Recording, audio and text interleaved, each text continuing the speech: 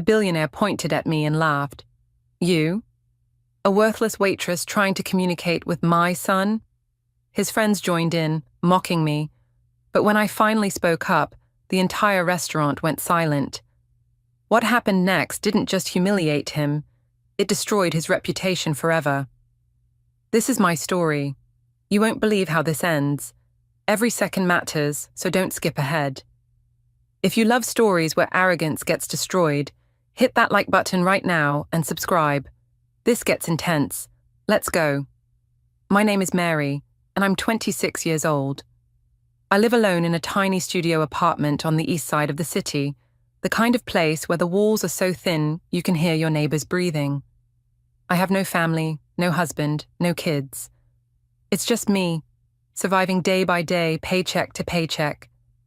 Most nights I come home exhausted, heat up some instant noodles, and collapse on my bed, wondering if life will ever get easier.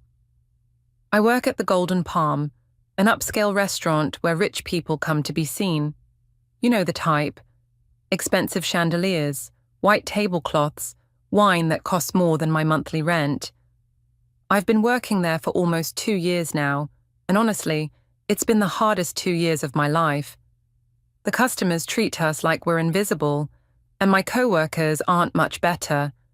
They gossip about me behind my back, calling me awkward and saying things like, "No wonder she's alone." My manager takes advantage of me too, always giving me the worst shifts and the most difficult tables because he knows I won't complain. I can't afford to complain. I need this job. 3 days before that night, I received an eviction notice slipped under my door. $1,800 due immediately, or I'd be out on the street. I checked my bank account that morning. $340. That's it. That's all I had in the world. I sat on my kitchen floor and cried for 20 minutes before pulling myself together. I had to go to work. I had to smile and serve people who wouldn't even look me in the eye. I had no choice. Friday evening arrived like it always does, the restaurant's busiest night. The kitchen was chaos, orders flying in faster than we could keep up. I was already exhausted from working a double shift when my manager called all the waitstaff together. His face was serious, almost nervous. "Christopher Hartwell is dining with us tonight," he announced. The room went dead silent. Everyone knew that name. Christopher Hartwell, 45 years old, tech billionaire worth over $6 billion.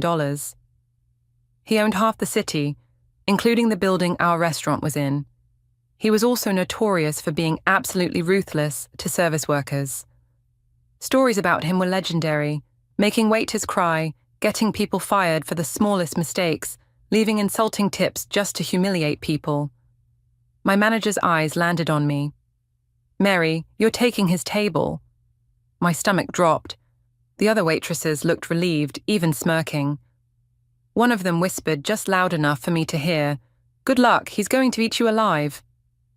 My hand started trembling, but I nodded. What else could I do? I needed this job. I needed the money. I just had to get through one night. Just survive one more night. When Christopher Hartwell arrived, the entire atmosphere of the restaurant changed. A black Rolls-Royce pulled up outside, and 2 massive bodyguards stepped out first, scanning the area like we were in a war zone. Then he emerged, tall, imposing, wearing a charcoal suit that probably cost more than I'd earn in 5 years.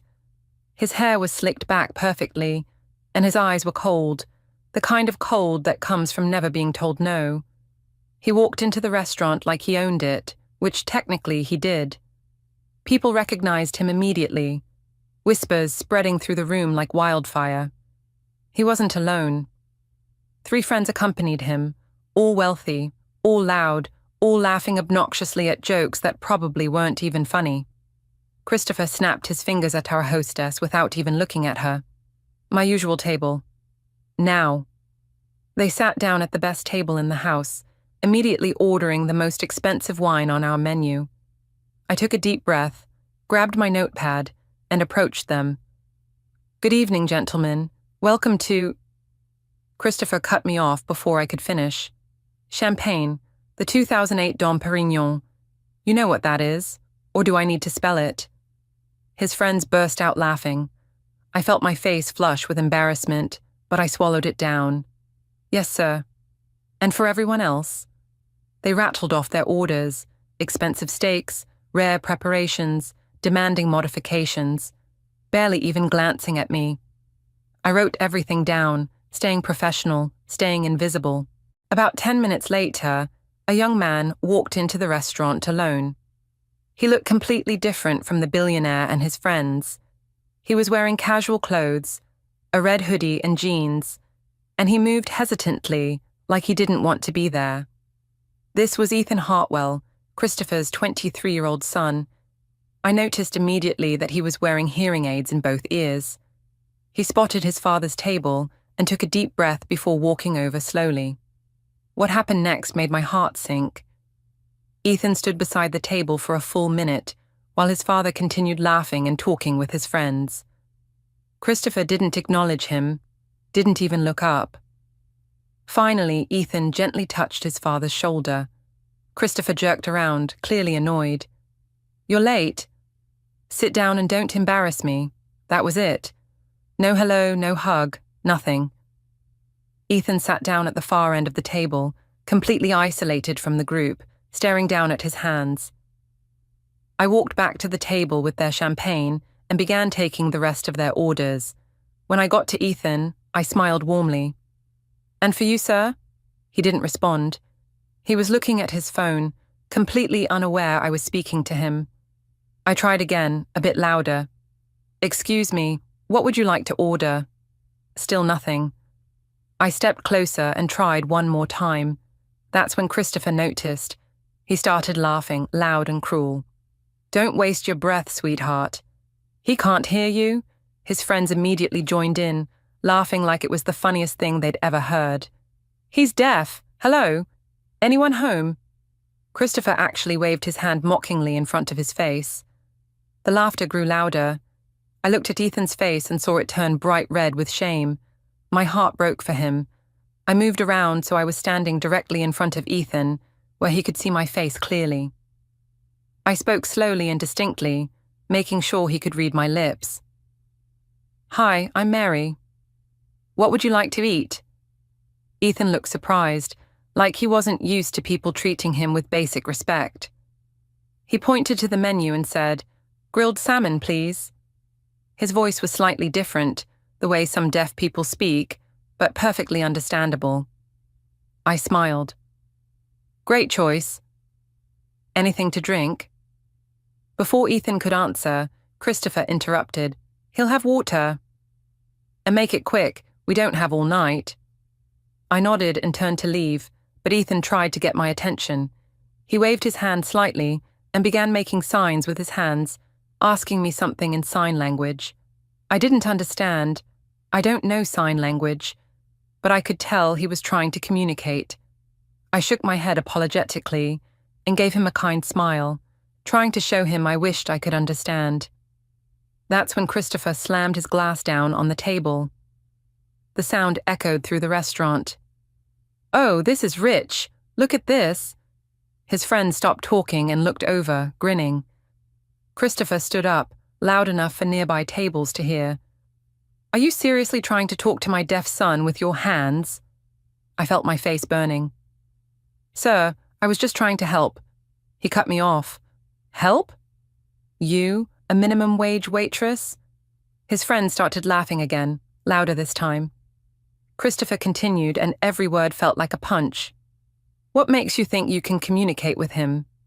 Do you have a degree in special education? Are you a speech therapist?" I tried to respond. "No, sir, but—" He didn't let me finish. "Exactly. You're nobody." He turned to his friends, performing for them now. "Can you believe this?" "She thinks she's qualified."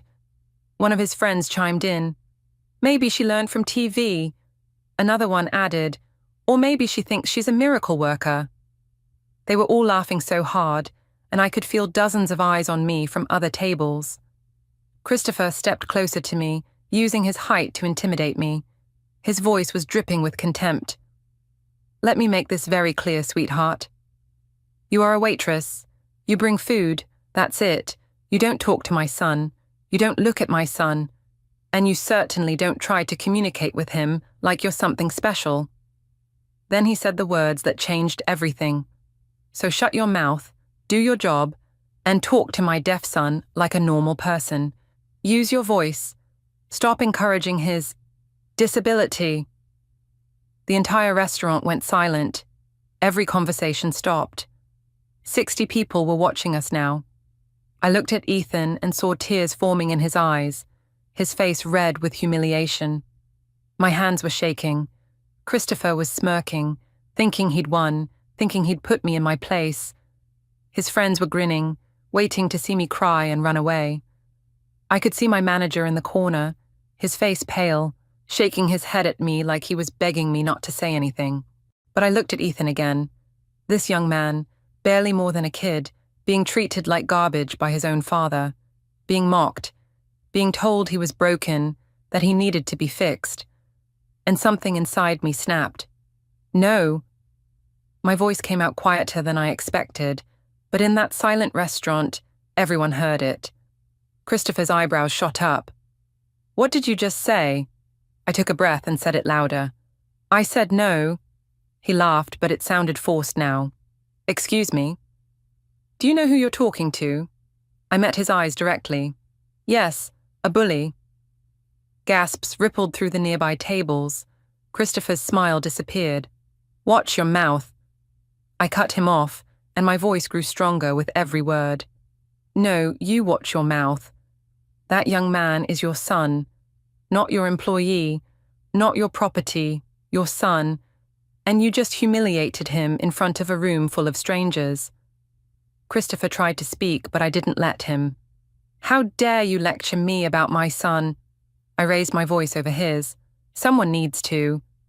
Because clearly nobody else will." The words were pouring out of me now, everything I'd been holding back for years. You mock him for being deaf like it's a joke. You parade him here and then ignore him, isolate him, shame him. And when someone tries to show him basic kindness, you attack them, you mock them. Christopher's face was turning red now. "You have no idea what you're talking about." I didn't back down. Don't I?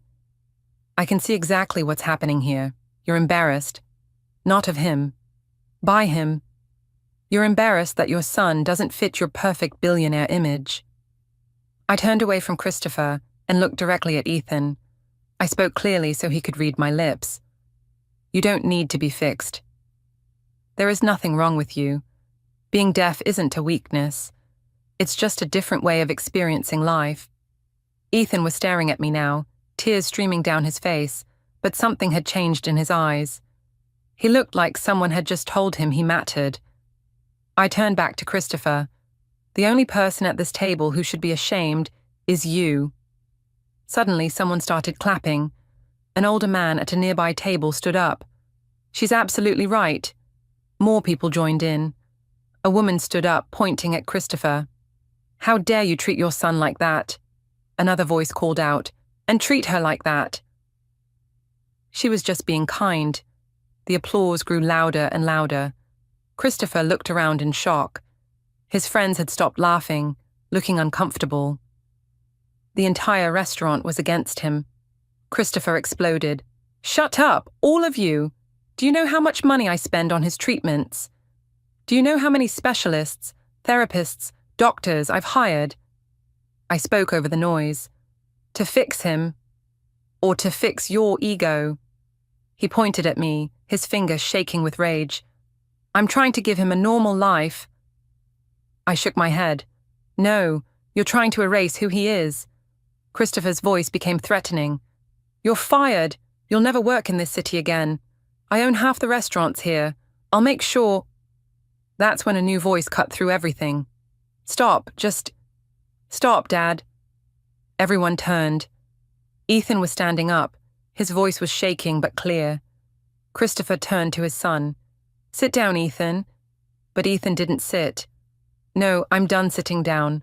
I'm done being quiet while you treat me like I'm broken. I'm done pretending you actually care about me." Christopher's face went pale. "Don't be ridiculous." Ethan's voice grew stronger. I'm deaf, Dad, not stupid, not broken, deaf. And you know what? I'm proud of it. I'm part of an amazing community. The only thing I'm ashamed of is you. He looked at me, and there were tears in his eyes, but also something like gratitude. Thank you for being braver than I was. Then Ethan walked out of the restaurant. The entire room erupted in applause, people standing, cheering. I found out later that someone had filmed the entire thing. A young woman who was herself deaf had recorded everything on her phone and posted it online with the caption, "Waitress destroys billionaire for mocking his deaf son." Within 30 minutes, it had 50,000 views. Within 2 hours, over 1 million. By the next morning, it had 15 million views and was trending #1 worldwide. News outlets picked it up. Billionaire's shocking treatment of deaf son exposed. The comments were overwhelming. This broke my heart and then put it back together. That young man deserves so much better. Everyone needs a Mary in their life. The video spread through the deaf community like wildfire, shared and reshared thousands of times. Christopher Hartwell woke up the next morning to complete disaster. His phone had 200 missed calls. His PR team told him it was catastrophic. His board of directors demanded he resign. The company's stock dropped 22% in 2 hours. Major clients cancelled contracts. Investors pulled out millions. His social media accounts were flooded with 500,000 angry comments. There were protests outside his company headquarters. The deaf community organized boycotts of all his businesses. His reputation, built over decades, was destroyed in one night. Meanwhile, I woke up to thousands of messages. Job offers from over 30 restaurants, each offering better pay and conditions than I'd ever had. The deaf community had started a fundraiser for me. She stood up for us when it cost her everything, and raised $250,000. News channels wanted interviews. Talk shows sent invitations. But the message that meant the most came from Ethan. "Can we meet? I want to thank you properly." We met at a small coffee shop a week later. Ethan looked different, lighter somehow, like a weight had been lifted off his shoulders. "I moved out," he told me. "I'm living on my own now. I cut contact with my father. I'm done with his toxicity." He smiled, a real genuine smile. "I'm joining deaf community programs. I'm taking ASL classes. I'm finally accepting myself." I felt tears in my eyes. "I'm so proud of you." He reached across the table and took my hand. "None of this would have happened without you. You gave me permission to be proud of who I am." 2 months have passed since that night. I'm working at a beautiful new restaurant where I'm treated with respect. I'm making 3 times what I made before. I'm taking sign language classes. Ethan is actually teaching me, and we've become close friends. I see him thriving now, surrounded by people who accept him, who celebrate him. He's happy in a way I don't think he's ever been before. As for Christopher Hartwell, I saw a news article last week. He stepped down as CEO of his company. His business empire is crumbling.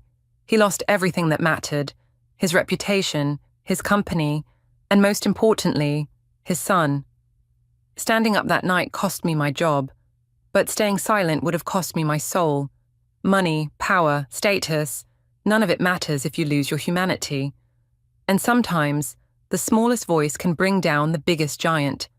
Sometimes, all it takes is one person refusing to stay quiet, one person choosing kindness over fear, one person saying enough is enough. If this story gave you chills, smash that like button and subscribe for more powerful true stories. Share this with someone who needs to see it. Drop a comment. Have you ever stood up to someone powerful? What happened? I'll see you in the next one.